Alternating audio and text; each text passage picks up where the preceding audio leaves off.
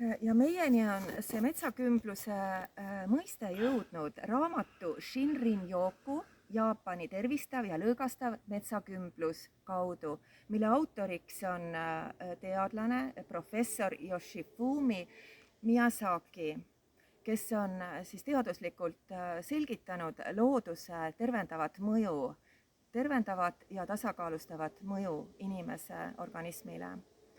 Ja sisuliselt tähendab metsakümblus siis aeglast metsas või looduslikus koosluses liikumist ja kõigi meeltega tunnetamist, mis võimaldab siis inimesel ka iseendast paremini aru saada läbi selle loodusega suhestumise.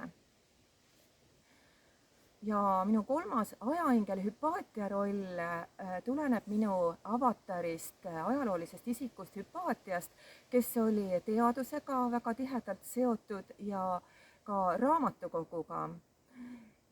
Sest ajaingel